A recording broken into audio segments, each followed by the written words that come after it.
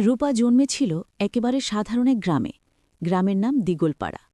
কাঁচা রাস্তা, চারদিকে সবুজ ধানক্ষেত আর ভোরে ভেসে আসা পাখির ডাক। বাবা ছিল কৃষক, মা ছিলেন ঘরের অতি সাধারণ নারী। ছোট্ট রূপাকে নিয়ে তাদের সংসার ভরা সুখে শান্তিতে কেটেছিল। কিন্তু সুখের দিন বেশি দিন টিকল না। 1 বছরের ব্যবধানে বাবা মা দুজনেই চলে গেলেন মরণ ব্যাধিতে। শ্মশানঘাটে আগুন জ্বলছিল। ছোট্ট রূপা লালচে চোখে শুধু তাকিয়েছিল। তখন তার বয়স মাত্র 6। চারদিকে আত্মীয় স্বজন থাকলেও সবাই মুখ ফিরিয়ে নিল, কারণ অনাথ মেয়ে মানেই বোঝা। একমাত্র যে মানুষ এগিয়ে এলো সে হল তার মামা রবিন। রবিন তখনও অবিবাহিত, বয়স 30-এর কাছাকাছি। নিজের ছোট্ট ঘরে অল্প জমি নিয়ে কষ্টে জীবন কাটাচ্ছিল। তবুও সে রূপাকে বুকে টেনে নিল। চিন্তা করিস না মা, আমি আছি, তুই আমার চোখের মণি। এই কথাটা শুনে রূপা তার বুকের ভেতর জমে থাকা কান্না ছেড়ে দিল। সেই দিন থেকে মামাই হয়ে উঠল তার অভিভাবক, তার ভরসা, তার একমাত্র পৃথিবী।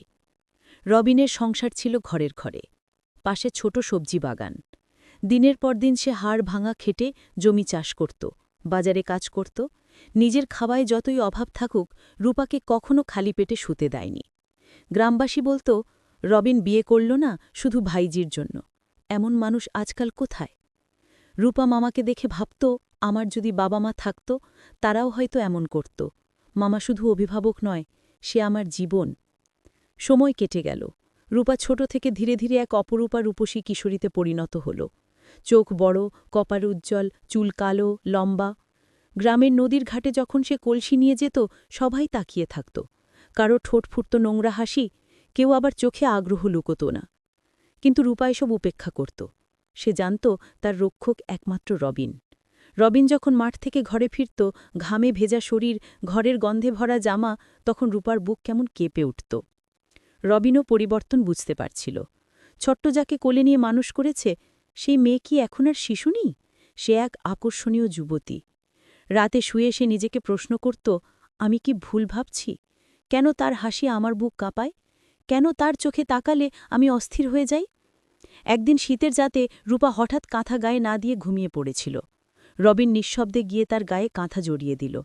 সেই মুহূর্তে ঘুমন্ত রূপা একটু নড়ল, ঠোঁট নরমভাবে ফাঁক হল। রবিনের বুক কেঁপে উঠল। তার মনে হল এই ঠোঁটের কাছে সে আজীবন বন্দী হয়ে যাবে।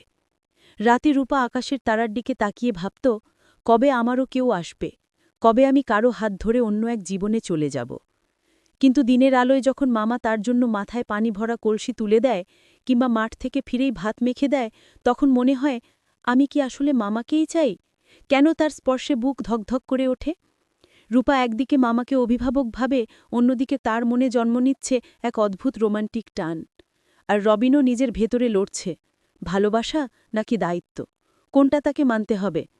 রূপা তখন 20-র কাছাকাছি। বড় সে গ্রামে অনেকেই তার জন্য প্রস্তাব পাঠাত, কিন্তু দরিদ্র রবিন তাদের কাউকেই রাজি করাতে পারত না। একজন চাইত মোটা টাকা, কেউ চাইত সোনার গয়না।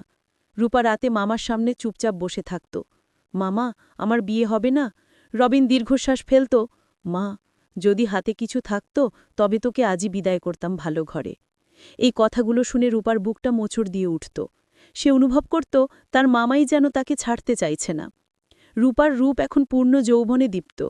মাঠে গেলে বাতাসে তার ওড়না উঠত, আর গ্রামের ছেলেরা তাকিয়ে থাকত হাঁ করে। রবিন এসব দেখত আর বুকের ভেতর অদ্ভুত অস্থিরতা অনুভব করত। সে বুঝত সমাজের চোখে রূপা তার ভাইঝি, কিন্তু হৃদয়ের ভেতর তাকে যেন আর ভাইঝি মনে হয় না।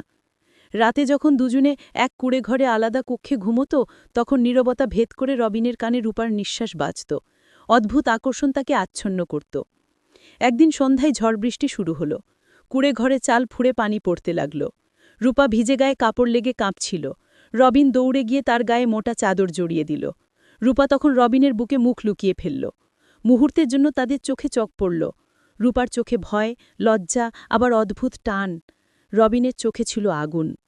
সেই রাতে রূপা আর ঘুমোতে পারল না। সে বুঝল তার মামার চোখে আর শুধু স্নেহ নেই, সেখানে অন্য কিছু আছে। মাসখানেক পরের ঘটনা। এক রাতে গ্রাম ঘুমিয়ে গেছে। রূপা ঘরে একা শুয়ে আছে। রবিন দরজা খুলে ভেতরে ঢুকল। রূপা তার কণ্ঠ কেঁপে উঠল। রূপা উঠে বসল চোখে ভয়ে, মামা, এভাবে? কিন্তু রবিন আর নিজেকে থামাতে পারল না। দারিদ্র্য, সমাজ, একাকিত্ব সব মিলে তার বুকের ভেতর জমা আকাঙ্ক্ষা সেই রাতে উথিলে পড়ল। সে রূপার সর্বস্ব কেড়ে নিল। রূপা কাঁদতে লাগল, বুক চাপড়ে বলল, তুমি আমার ভরসা ছিলে, তুমি আমার অভিভাবক, আজ তুমি আমাকে ভেঙে দিলে কেন? রবিন নির্বাক হয়ে বসে রইল। তার চোখে অপরাধ বোধ, তবুও ভেতরে কোথাও এক অদ্ভুত তৃপ্তির ছায়া। এরপর থেকে রূপার জীবন আগের মতো রইল না। বাহ্যিকভাবে সে মামার সঙ্গে সংসার চালাত, কিন্তু ভিতরে ভেতরে ভেঙে পড়ছিল। রাতে নিঃশব্দ কান্না ভিজিয়ে দিত তার বালিশ। একদিকে মামার প্রতি কৃতজ্ঞতা, কারণ সেই তাকে মানুষ করেছে, অন্যদিকে প্রচণ্ড ঘৃণা, কারণ সেই মামাই কেড়ে নিয়েছে তার নিষ্পাপ যৌবন। সে ভাবত, আমার যদি সত্যিকারের স্বামী আসত, আমি যদি ভালোবাসায় ভরা এক জীবনে যেতে পারতাম। গ্রামের রূপার কাহিনী একসময় লুকিয়ে রাখা গেল না। রবিন নিজের অপরাধবোধে ভুগতে ভুগতে অবশেষে এক স্বনামধন্য পরিবারের কাছে রূপার বিয়ের প্রস্তাব দিল। সেই পরিবার ছিল শহরে। ধনাঢ্য ব্যবসায়ী রমেশ চৌধুরীর ঘর। ছেলেটির নাম অনিরুদ্ধ। রূপে গুণে ভদ্র, শিক্ষিত, শহরে ভদ্রলোক। বিয়ে হলো ধুমধাম। গ্রামের অনেকেই হিংসায় কাঁপল, অনাথ মেয়ে এমন ঘরে যাচ্ছে। কিন্তু রূপার বুকের ভেতর তখনও কাঁদছিল। সে জানত তার শরীর ও মন আগেই কলুষিত হয়েছে। প্রথম রাতেই অনিরুদ্ধ রূপার হাত ধরে বলল, তুমি আমার জীবনের শ্রেষ্ঠ উপহার, তোমার চোখে আমি আমার ভবিষ্যৎ দেখি। রূপার বুক কেঁপে উঠল, তার চোখ ভিজে গেল অশ্রুতে। অনিরুদ্ধ ভেবেছিল এটি খুশির কান্না, কিন্তু রূপা জানত এর ভেতর লুকিয়ে আছে ভয়ের পাহাড়। ধীরে ধীরে অনিরুদ্ধ তাকে ভালোবাসা দিয়ে কাছে টেনে নিল। শহরের আলোকিত ঘরে সাজানো বিছানায় যখন অনিরুদ্ধ তার ঠোঁটে ঠোঁট রাখল, রূপার মনে হল, এই তো সেই স্বপ্নের মুহূর্ত যেটা আমি ছোট থেকে চেয়েছি। তার শরীর জুড়ে আগুনের শিহরণ বয়ে গেল। প্রথমবারের মতো সে ভালোবাসাকে রোমান্টিক উত্তাপে অনুভব করল।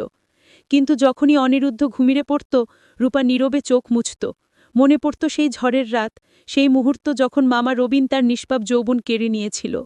শহরে সাজানো ঘরে বসে বসে অনুভব করত, আমি কি সত্যিই পবিত্র? আমি কি স্বামীর সামনে সত্যিটা বলতে পারব? প্রতিটা রোমান্টিক মুহূর্তের পর তার বুক ফেটে কান্না আসত।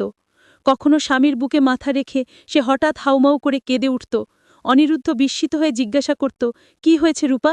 আমি কি তোমায় কষ্ট দিচ্ছি? রূপা শুধু মাথা নাড়ত, কিন্তু সত্যিটা বলার সাহস পেত না। একদিন অনিরুদ্ধ তাকে জোর করে কাছে টেনে নিল। তার চোখের দিকে চেয়ে বলল, রূপা, আমি তোমার চোখে এমন এক কান্না দেখি যা আমার কারণে নয়। তুমি কি আমাকে কিছু বলতে চাও? রূপা ভেঙে পড়ল, কাঁপতে কাঁপতে সব ঘটনা খুলে বলল। মা বাবার মৃত্যু, মামা রবিনের দারিদ্র্য আর সেই ভয়ঙ্কর রাত।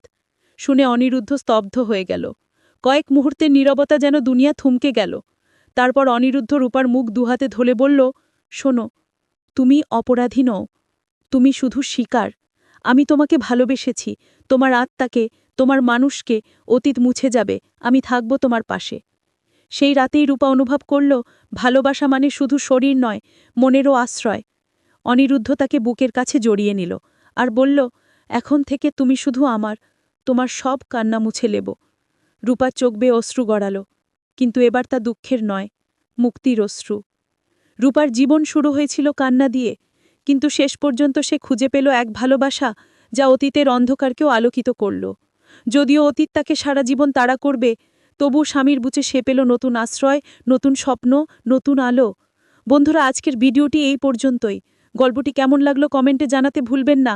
আর যারা এখনও চ্যানেলটি সাবস্ক্রাইব করেননি তারা প্লিজ সাবস্ক্রাইব করে বেল আইকনটি অন করে রাখুন, যাতে পরের গল্পগুলো মিস না করেন।